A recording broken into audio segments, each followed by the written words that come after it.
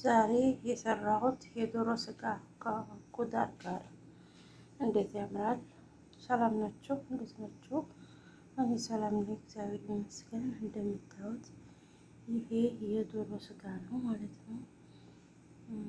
የዶሮ ስጋ መጀመሪያ በስነ ስርዓት እጥብ አድርጌ ከዛ ድንች፣ ኩሳ አረኩበት፣ ካሮት አረኩበት፣ ቲማቲም፣ ሽንኩርት፣ ነጭ ሽንኩርት፣ ቀይ ሽንኩርት፣ ከዛ ቦራት አረኩበት። ቦራት መሸከል ያኔ የሚጣፍጣቸውን ቦራት ማለት ነው። ያንን አርጌ እንደዚህ አርጌ ቆንጆ አርጌ ሰርቼ ወጥቷል ማለት ነው። እንደምታዩት በጣም ነው የሚያምረው የሚጣፍጠውም። እየሰራችሁ ቅመሱት። የዶሮ ስጋ ከአትክልት ጋር በጣም ነው የሚጣፍጠው።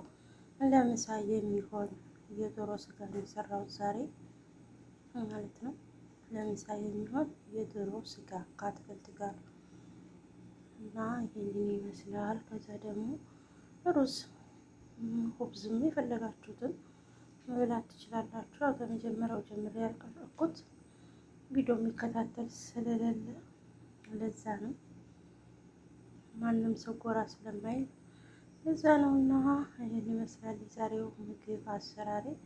በጣም እጅግ በጣም ይጣፍጣል አልኳችሁ። ከምንም በላይ ያው ታውቃላችሁ፣ ለሰውነትም ጉዳር ነገር ያለበት በጣም ነው የሚጣፍጠው። ዶሮ ብቻውን ተመብላት እንደዚህ ቆንጆ አድርጎ ሰራርቶ መብላት እላችኋለሁ። እና ይሄን ይመስላል የዛሬው አሰራር። ለኔ ተመችቶኛል። እናንተም ነው ምሳ ብሎ ተፈለጋችሁ ማለት ነው። ምሳ መብላት እንችላለን፣ አብረን ተጋብዛችኋል። መስራት የማያስፈልግባችሁ የተሰራለ ጎራ በሉ ሳህኖቹን ይዛችሁ። ሳህን ግን ከእናንተው ነው ከኔ አይደለም። እና ይህን ይመስላል የዛሬው ምግብ አሰራሬ። በተረፈ ላይክ፣ ሼር፣ ሰብስክራይብ እያደረጋችሁ አበረታቱኝ። ጎራ በሉ አይቀርም መቼም የሚባሉ ለዛ ነው እንጂ ማንም የለኩም። እኔም ትቼዋለሁ፣ አልዞርምም፣ ቪዲዮም አልለቅም። ከስንት ቀን አንድ ያለው ላይፍ ላይ ገባ ምለው እንጂ ምክንያቱም ቻናሉ ስለተበላሽ አልጠቀምበትም ብዙ እና ለዛ ነው እላችኋለሁ።